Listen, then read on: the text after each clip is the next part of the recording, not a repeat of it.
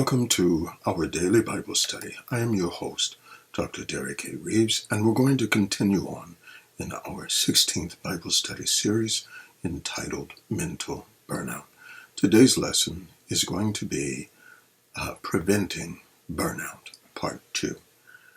As we talked in the last Bible study, we kind of refreshed what burnout is and how when one extends their mind, particularly their will, in engaging the different aspects of who and what they are. And so the will has to, again, engage the mind in its totality. It engages the intellect to think, to solve problems, to consider, to rationalize, and to think logically concerning life and those things pertaining to life. The will also promotes or activates the emotive status. The emotive status is that which responds to circumstances or phenomena.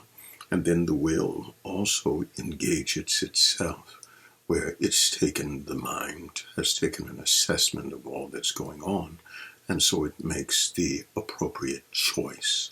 Or the will may desire something, and so it chooses to do whatever is necessary to go after those things. And so we found that burnout then is the continued stress or the continued operations of one's body, mind, their emotions, their will.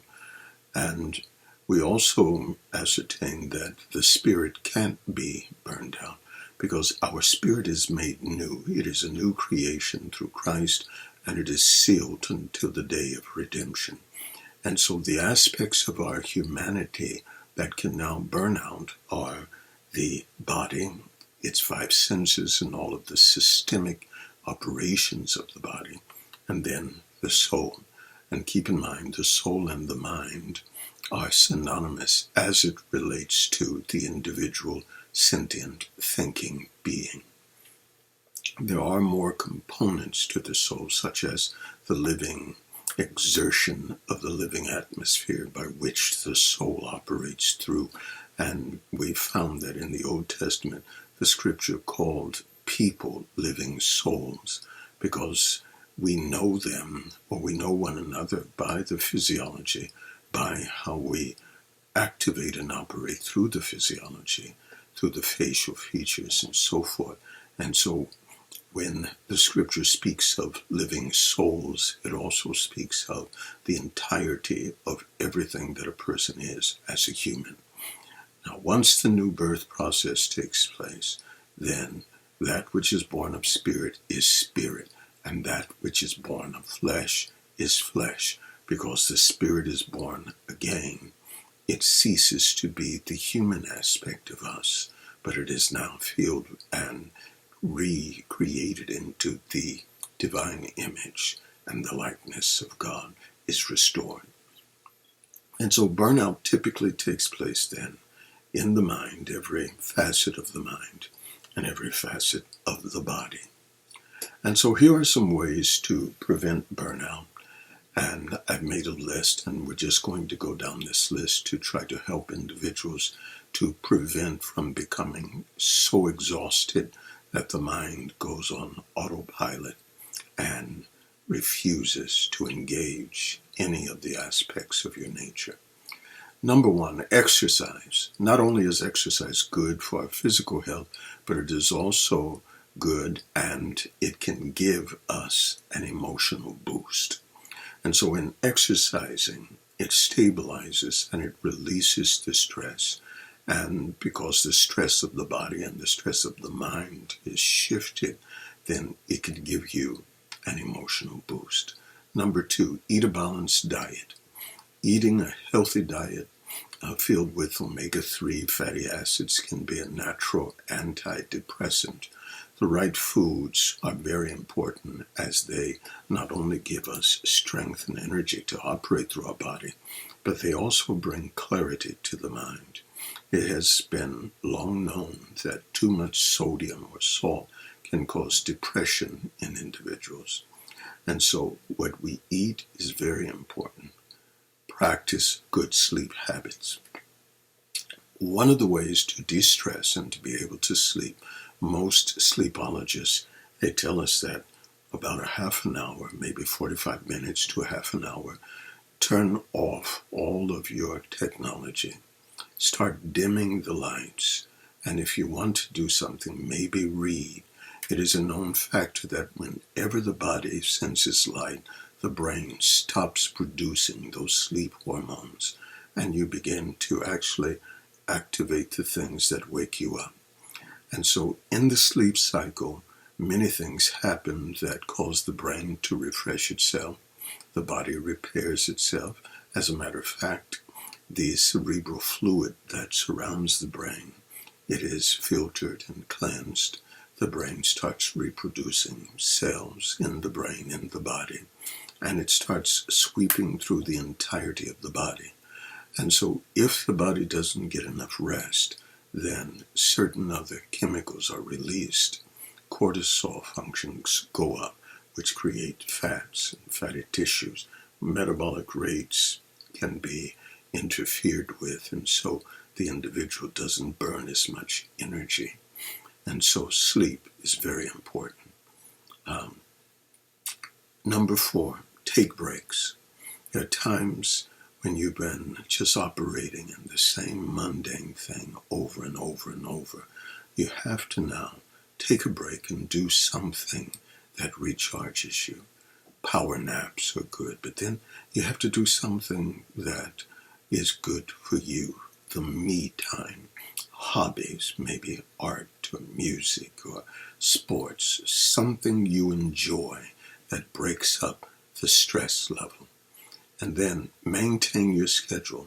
In many cases, because schedules are awry and we don't have stable schedules, it can produce uncertainty, it can produce more confusion and more stress trying to juggle and to readjust to get back on schedule.